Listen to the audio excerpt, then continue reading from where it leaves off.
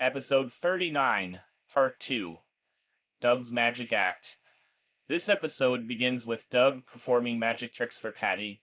No one else was invited, or they all hate magic. Patty loves it though. Doug finishes a trick, and she claps and calls it great. Then she takes a quick glance at her watch.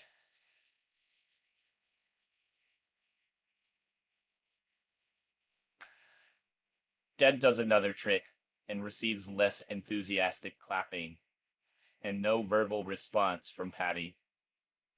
He does another trick and all she does is look at her watch and say she really needs to go. She plays along. But she steps up and tries to tell him to hurry it up so she can leave, but he just ignores her and asks for her name. Patty? She cups her hand to his. Patty asks, "Why did you do that? Are you crazy?" The short answer is yes, Patty, he is. Oh, but that's just part of the act. It's really not a magic check if you just handcuff yourself to someone. Pull out. Then takes the magic scarf of Califonso and puts it over the cuffs and says the magic words. Veni vidi vici. When he removes the scarf, they are still cuffed together. Doug apparently does not know how to do this trick. Doug explains to us how he got into this whole magic business. It started when he was watching some Penn and Teller wannabes on TV. He says he invented a few tricks of his own after he studied their routines. His first trick was the rubber stake in the clothes dryer. Where do you go from there? Doug made it more sophisticated and renamed the trick Snake in Your Sister's Bed. So really, he just doesn't get magic at all. He's stuck. All of the guy has invented into his friend was very out of the chair. The guy writes for his birth of life and making more confusing and more sun. And for that, the chair, it's pretty much just like it was before, with the scarf and the Veni Vidi Vici, except the trick works. The surprise finish is flowers. Fantasy Patty is so impressed, she kisses him on the cheek. Unfortunately, in reality, Doug did the trick wrong, so now he's digging in the bed for the key while Patty gets increased. Doug is trying to apologize and explain what was supposed to happen when you find something. It's just his blessed out pocket knife.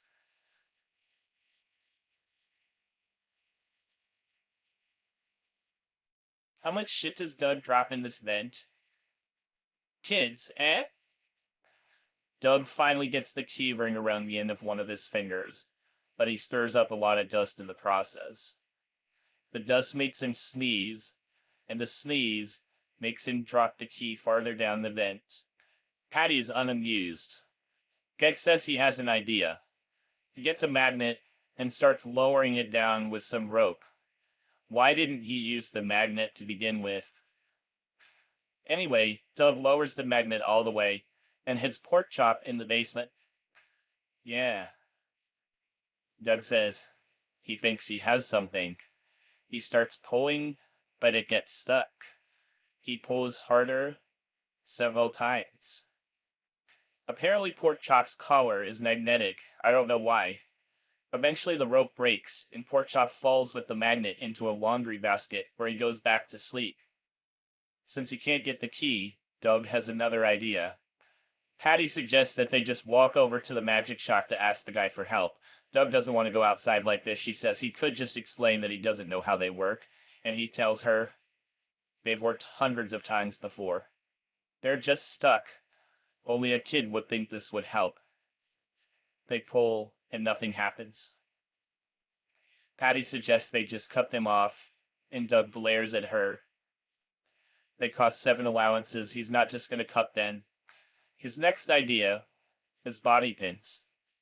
This should have been his first idea after he couldn't get the key, but he's Doug funny. And suntan lotion is a great way to unlock something. And why are you unlocking your cuff, sir? She's the one that has somewhere to be, and a gentleman would free a lady first anyway. It doesn't work anyway. But still. Doug finally agrees to go to the magic shop. If they can get there without people noticing, they're handcuffed to each other. Doug's idea works too well.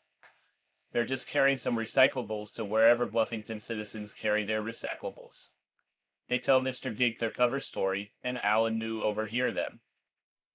They ask Doug and Patty if they wouldn't mind taking these old computer or you could come with you lazy assholes. Doug goes into a fantasy montage of clips from previous episodes while he talks about how the only thing he's dreamed about since he moved to Bluffington was to be near Patty. The fantasy ends when he says that his dream is turning into a night. Patty asks if they can put down the box because she's starting to lose feeling in her pitching arm. Doug says it's just one more block away, and she says, well, I hope. It's already 5 minutes after 5. Doug starts to panic, and they run the rest of the way to find that the store is already closed. Patty angrily points out that they would have been there before the store closed if they had just left the first time she asked to go to the magic shop. But no, Doug had to try the magnet, the bobby pins, and the Sentan lotion. He points out that the store is closed until Monday, so they're just supposed to sit there for 2 days, not speaking to each other. Maybe. So finally, the official, but the point. When the Krat says before he saw the sound found weed, he found his prey to tell the trick. She apologizes for getting pulled so weird about practice. She says she's just frustrated. She's glad he did move here, and admits that of all her friends, she likes hanging out with him the most. They finally and that's the trick, actually. Somehow, the act of them holding hands makes the handcuffs fall off. Doug says, well, I guess this means you can go to your practice now. You'll only be a few minutes late. Patty starts to walk away, but then doesn't. She decides to skip practice, and Doug runs back and asks if she wants to go to the Honker Burger. Yes, she does. Doug picks up the handcuffs, saying so much for the big finish.